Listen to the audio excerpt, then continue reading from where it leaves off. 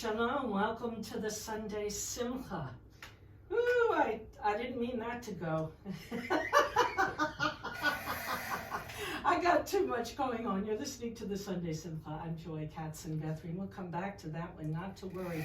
That's coming up. We heard the traditional song, Mayim, Mayim, Water, Water, and the group was Israel's multicultural roots ensemble, Quarter to Africa. They combine electronic instruments with traditional Arabic scales and rhythms, jazz, funk, Israeli music. It's an amazing fusion.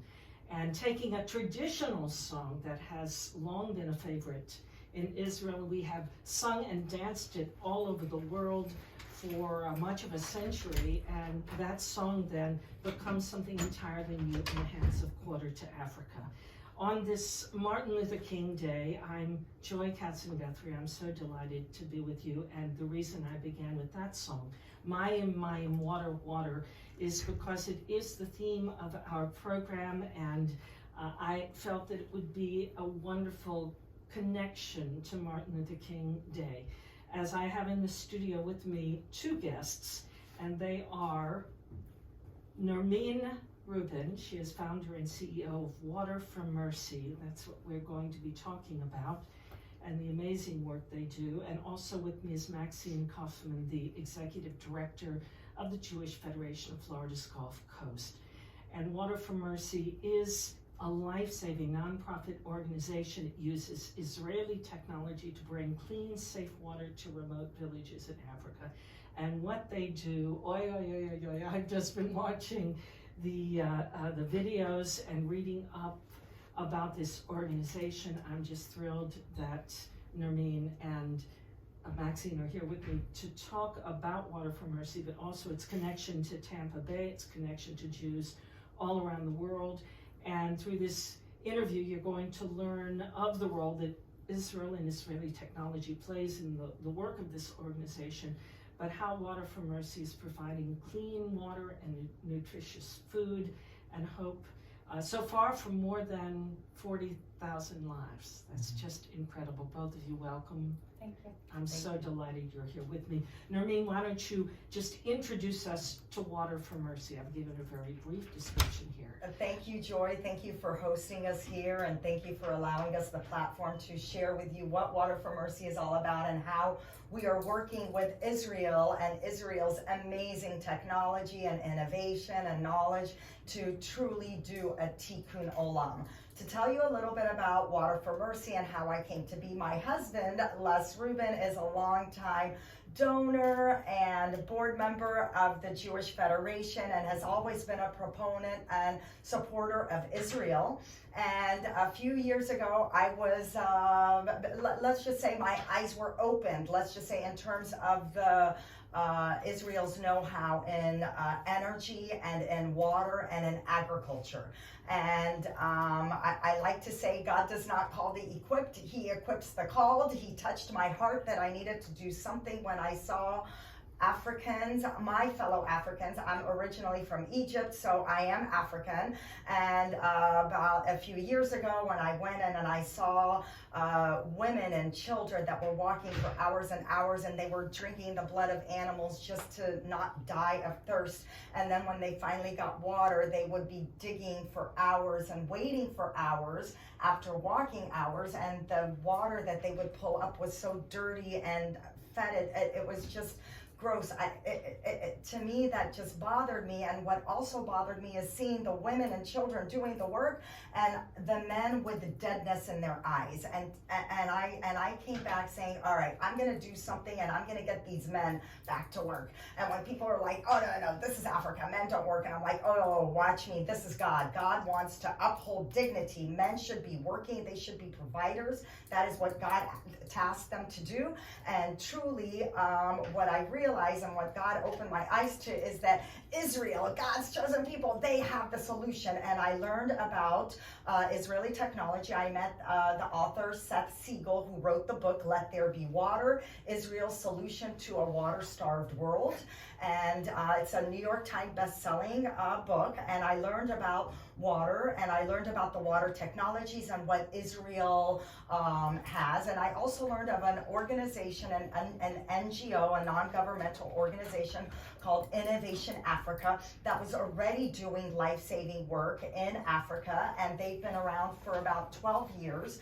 And I contacted them, and they are the ones who are implementing our solar water projects. And what's beautiful about Innovation Africa, which is a technology that is devised in Israel, unlike other organizations that just put a well and walk away, what's great about the technology from Israel is that we have a remote monitoring system. So every single project is monitored. I have a button on my phone so that if something breaks down at that project, before even the villagers know about it, we know about it so that things are maintained. But in a nutshell, what Innovation Africa does, they work with the villagers. They identify people that are in these circumstances, and it happens that I am working with them in Tanzania, but Innovation Africa is throughout 11 countries in Africa. And you're partnering with a Catholic organization. Oh, well, yeah, that's the hope, okay? We're talking about water first. Okay, all right, okay. You got to have the water One thing at a first, time. okay? So what we do is with Israel, with the Israeli tech, and this is what's beautiful. I like to say we don't give a hand out, we give a hand up. And what's beautiful about Innovation Africa, which has this solution, is that they work with our villagers. They empower them. They show the villagers how to be sustainable, so that they are provided water, but they are also taught the means as to how to adopt this project as their own, so that they have that dignity, so that they're not just given something. And what's interesting is when you empower them, you see that they rise. And this is what's beautiful, is that they set up a solar water committee so that all the villagers all work together to determine how much are we going to charge, because even though they are given water, they charge for the water, so that and they know all the villagers, so that they know, wait a minute, Joy, maybe you have a husband and you have 2 kids and you have an income, we'll charge you $10 a month for the water.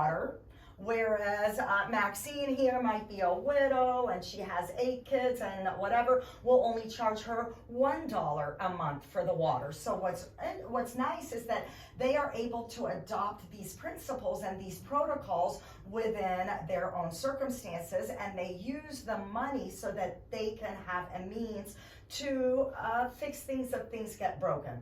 And that's what's beautiful, is with the remote monitoring system, things do get broken, and it holds them accountable as to having to fix things and having the means, and it gives them that sense of dignity that this is their project. They determine who's gonna, where the trenches are gonna go, and they're gonna be built, where the trough for the animals are gonna go, where the distribution points of all the different water taps are going to be, who's going to guard the towers at night. So these are all decisions that all the villagers do to partake, so that this becomes a project that they take. So that when Maxine was with me, when we go and turn on the water taps with the villagers, when they are finally provided this, it's about a 6-month process, because again, this is a means that they have, they work for this. And then once they get water, wow, it's amazing. They've never seen clean water flowing ever in their lives. And then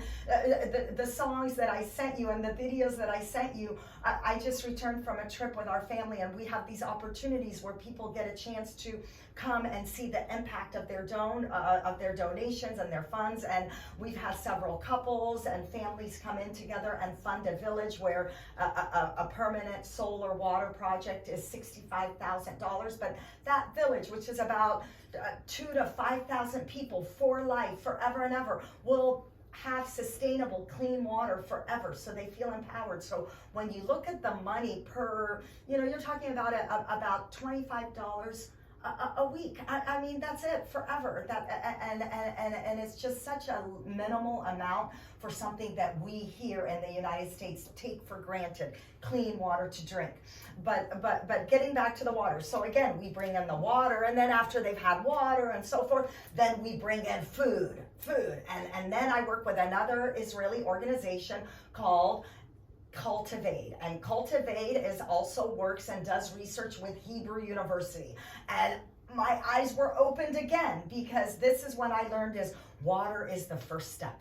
And what I also saw is that in our villages is that they get empowered at every single distribution point where there's water. Of course there's spillage, of course there's splash off. So when we see this, that the villagers start growing seeds and should I say growing vegetables, planting seeds.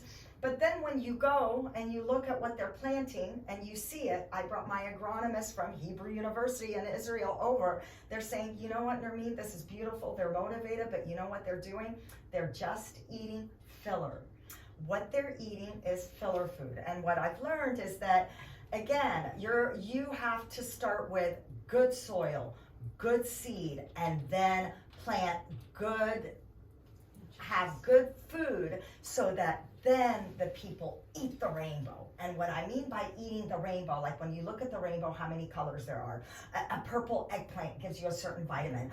An orange carrot helps with the keratin. A red tomato helps with the vitamins, so forth. Again, when that terminology meaning eating the rainbow, that means when babies are in utero and they're still developing and they're babies and they're still children, their brains need to be nourished, well. And again, they need to eat good food. So what we learned is that this little planting here and there is noble, but unless you bring in good soil, good nutrition, and good methodology, they're gonna stay at a subsistence level and not grow and thrive. And going to Israel and learning about the technology in Israel and Hebrew University is that I found out, like, that tomato plant that we might grow here might yield 20, 25 tomatoes, whereas properly with good soil, good methodology, good knowledge, good nutrients, and drip irrigation, which I'll talk about in a little bit, that same tomato plant is now yielding 120 tomatoes. And this is amazing, and this is when I say the food, because the food is what leads to the hope. And Maxine was able to see that firsthand when she came with us last year, representing here the Jewish Federation, to see how is Israel really working with their technology, Tikkun Olam, and being at the forefront here in this community of Water for Mercy, on the threshold of what Israel is doing and bringing that not just to Africa, but also Northern Africa in conjunction with the Abraham Accords, which I could talk about later. But this is beautiful, because I want to stop talking, because I'd like Maxine to talk a little bit about what she did see with Israel, because this to me is phenomenal. All right, you take a breath. Okay. I'm sorry. Breathe. Okay. Let me say that there are beautiful images of this. There are wonderful pictures on the website at waterformercy.org. For those who want to go there and look at it, there's lots of information on this on the web, and we'll get to that as well. But as Nermine said, Maxine, you went on one of these trips this past July, and Nermine, you're there all the time. And you're providing with this something of a business model for that, we could call it that, a whole look at this. And I have specific questions I'd like to ask about it. But you begin with the food, you teach agricultural techniques, you teach business techniques with regard to economic techniques that are involved. And thus a village takes over this, runs it itself, is responsible for it, and learns so many things, and then becomes self-sustaining. Maxine, first of all, when you went on this trip, tell us about what that was like a bit, but especially, what was it like for you to experience this when you saw this? Thanks. It was an unbelievable experience.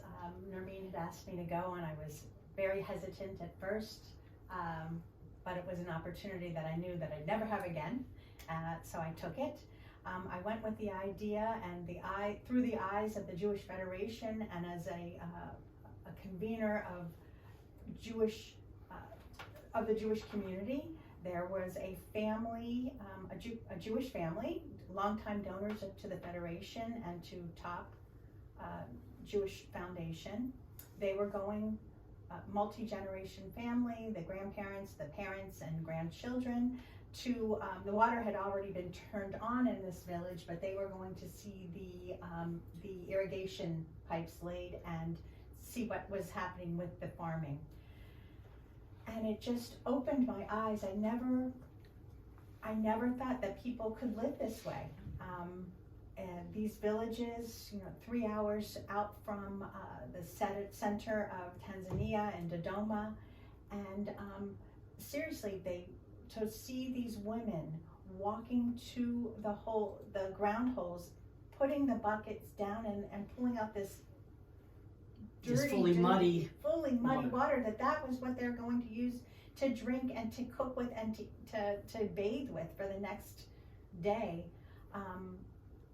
It just opened my eyes to say, this is not the way it's supposed to be. Watching the interns, although we decided that's not a good name for them. The fellows. Israeli fellows. The Israeli fellows work with the people of the villages to desensitize them to, we're coming in and we're going to change up your whole routine. But how they did this with kindness and working with people indigenous to the land, as Nermine was explaining, it's a democratic way, and the town council gets involved, and they are a total support and a part of the whole process. And you see everyone, the men, the women, the children. Oh, As we see in these images, it's an exquisite sight. It really is. I look at this, and I've known all my life that Africa has struggled with this. This is not news all around the world. This is not new technology necessarily. It has been around since the middle of the 20th century. But Water for Mercy is new. And you have somehow connected all of it so that this is a relatively new opportunity for villages in Africa, and you've already made quite a headway on that. But it makes me think, why isn't this everywhere? Exactly. Why isn't it everywhere? And I think that's the reason why I have such a big mouth. So thank you, Joy, for allowing me to use my big mouth here to proclaim that this technology exists. And what's interesting is there was a meeting that I was at, and when people learned about Israeli technology, and they're like, wow, how come people don't know about this? How come people don't know about this? After the third, fourth, fifth question, the same question, I got annoyed. I stood up there waiting in line for my question, and I said, all of you asked the same question, and I want to say that's why I founded Water for Mercy, because I wanted the world to know here that Israel has a solution. Israel has the best energy. They are the leaders in terms of energy, utilizing solar, so that you're harnessing basically the sun that is drying Africa, but you're harnessing that energy to provide energy so that you can pump and bring water. We drill down to the aquifer, sometimes close to 450 feet.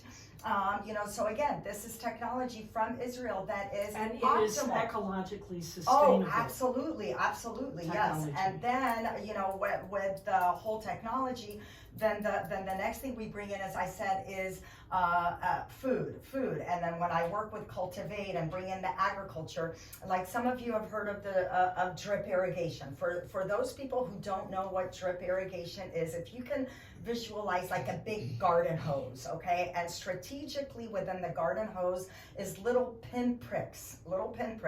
And that is where drips of water come out, and the drips of water go strategically to the roots, okay? And this is what drip irrigation is, and it is optimal, okay? And what's beautiful about I have my MBA. I love that word optimal because again, it's not perfect, but it is optimal. Optimal means like based on the conditions, it is the best. So again, there's hardly any water in Africa.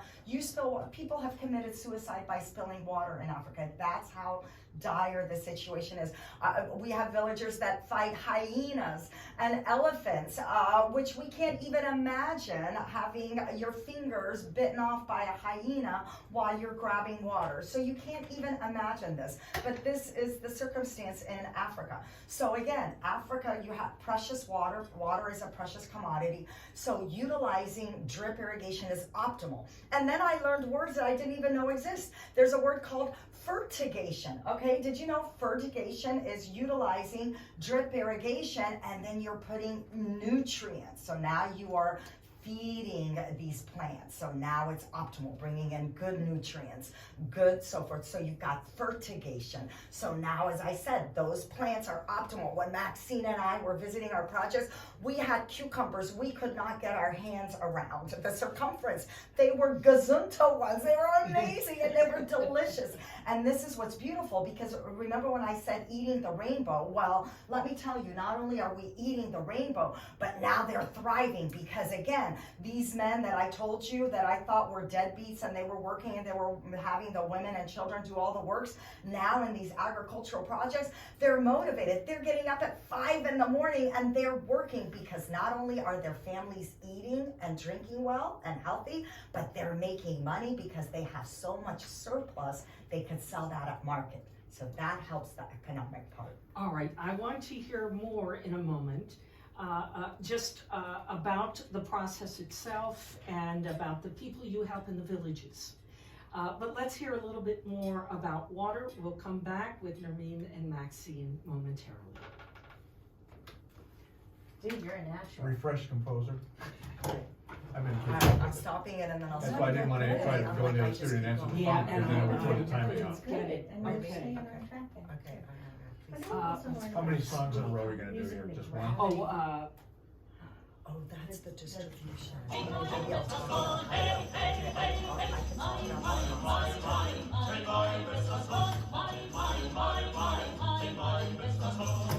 talk I didn't, anyway.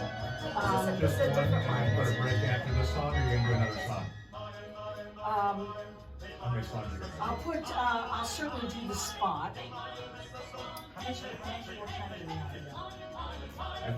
I temporarily threw a break after this song, but I didn't know what you're gonna do, so I can adjust it, so. Unless you wanna go do another song first. Yeah, I probably will just use the boo-boo. I mean, there's so much information here. I won't use a lot of music. Okay. Do you want to, I threw you, okay, you're gonna do your, I'll go from this into surface noise. okay, and then you're gonna talk, you want a long break again, another 10, 15 minutes? I threw it as 5, but I just threw something in. Yeah, let me see here.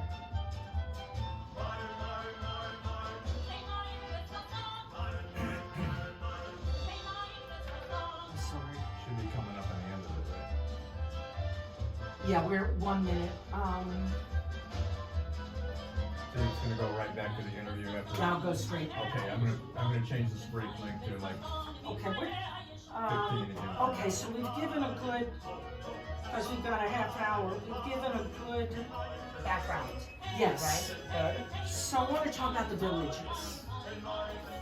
We've given a sense of, and Maxine, I'd like you to talk more. Refresh composer. Okay, remember I just threw you 15 minutes there for now, and I'll watch the time on that. of the gold balls coming out of Israel's place versus Israel. I want you to talk about, like, how you guys were looking at it's clear to use the superiority, like, that's kind of like, I'm almost the, you know, because again, like, it's like vitamin D, and, you know, when you see when they're eating crap, like, I hate to say it, like, the knowledge.